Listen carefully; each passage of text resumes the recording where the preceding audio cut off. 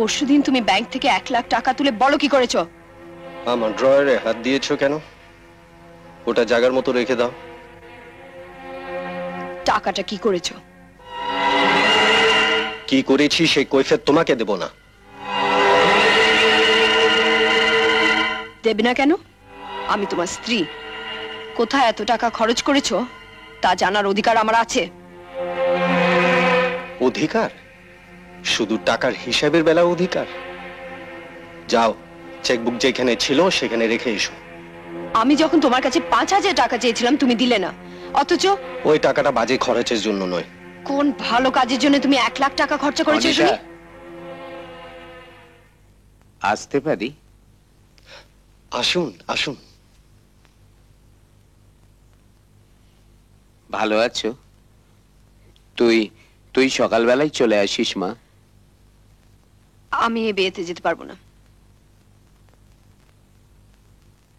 সে কি মা, তোর জন্য হতভাগীর বিয়ে হচ্ছে আর তুই যেতে পারবি না? আমার জন্য? হ্যাঁ, সেদিন যদি তুই ওই 1 লাখ টাকা না পাঠাতিস তাহলে তো বিয়েটাই হতো না। আমি 1 লক্ষ টাকা?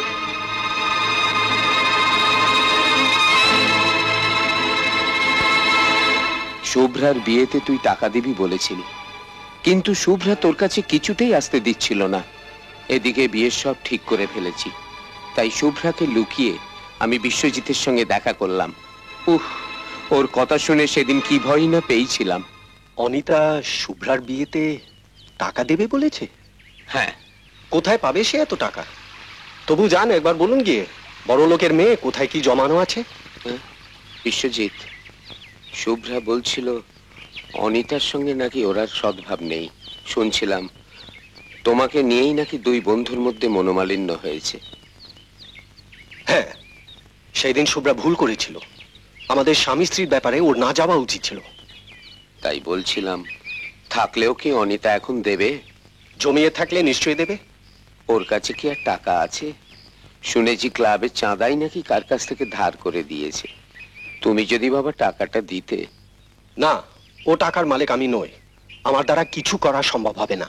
তুমি ইচ্ছা করলেই পারো বাবা, তুমি আমাকে বিপদ থেকে বাঁচাও। তোমার দুটি পায়ে পড়ে। আপনি কি করছেন? বললাম না আমি কিছু করতে পারবো না। ভিক্ষে হিসেবে টাকাটা আমায় দাও বাবা। তোমার মা কালী, তোমার মা কালী তোমার মঙ্গল করবেন। আপনি কেন আমাকে বিরক্ত করছেন?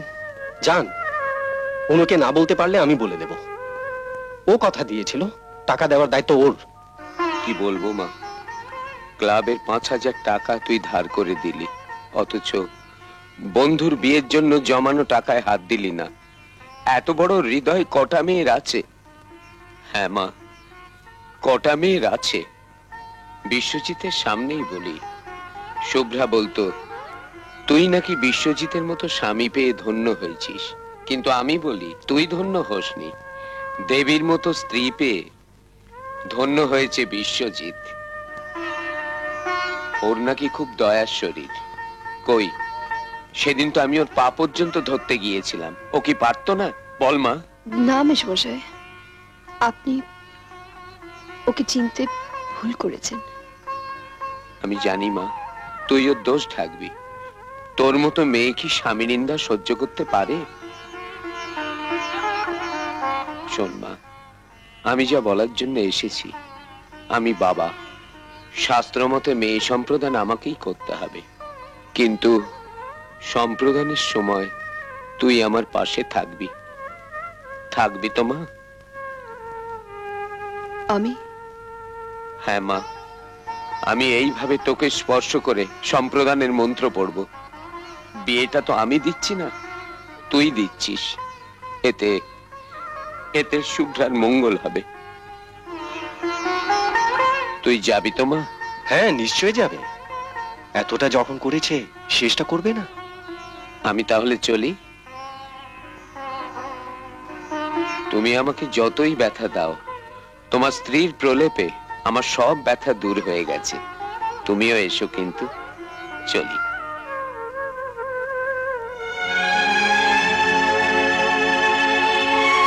এবার চেক বইটা রেখে আসতে আপত্তি নেই তো?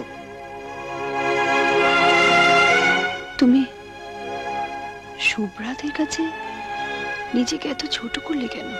যাকে পেয়ে আমি ধন্য, আমার সেই স্ত্রীকে তো সবার কাছে বড় করতে পেরেছি। বিয়ের পর থেকে দেখছি অন্যর কাছে আমাকে ছোট করতে পারলে তুমি খুব খুশি হও। এমনিতে তোমাকে আমি খুশি করতে পারিনি, তাই সবার কাছে নিজেকে ছোট করেও তোমাকে যদি সুখী করতে পারি।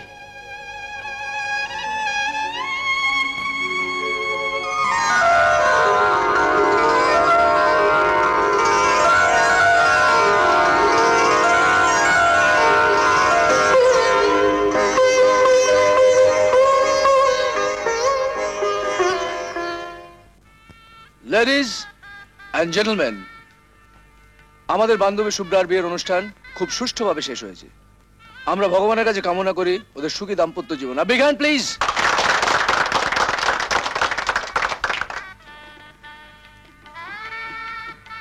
সবাই চলুন, খাবার রেডি, বিদেশ ঘরের গরম খাবার। Attention please. তুমি যাও। খেতে যাওয়ার আগে একটা গান শুনে খিদের একটু বাড়িয়ে নেওয়া যাক। বিখ্যাত কীর্তন শিল্পী, না না, শ্যামা সঙ্গীত শিল্পী। ও sorry sorry sorry sorry sorry, আমার ভুলটা কুমকুম শুদ্ধ দিল। আমাদের প্রিয় বান্ধবী অনিতার স্বামী বিশ্বজিৎ বাবু কীর্তন শিল্পী নন, শ্যামা সঙ্গীত শিল্পী, মায়ের চেলা। এখন উনি আমাদের একটি গান গেয়ে শোনাবেন। আসুন, কই আসুন।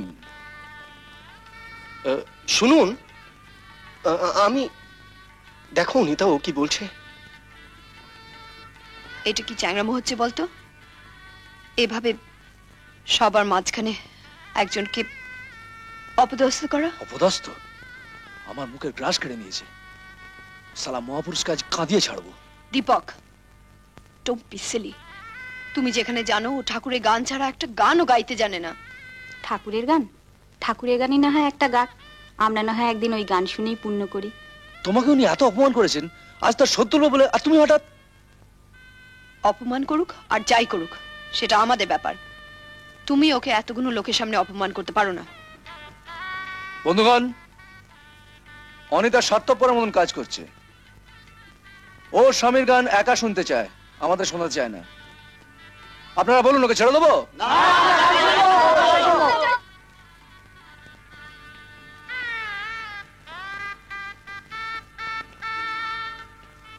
চলো আমরা চলে যাই। না অনিতা, তোরা যাবি না, আমি দীপককে বুঝিয়ে বলছি। ওরা যখনই খুশির দিনে আমাকে ছোট করে আনন্দ পেতে চাইছে, তো মা কালীর নাম করে একটা গান শুনিয়ে দিনা। আমি ছোট হলে তো তুমি খুশি হও, তাও আবার এত লোকের সামনে। তোমার মান অপমান বোধ না থাকতে পারে, আমার আছে। তোমার শোনাতে হয় তুমি শোনাও, আমি চললাম। অনিতা, অনিতা শোন, অনিতা।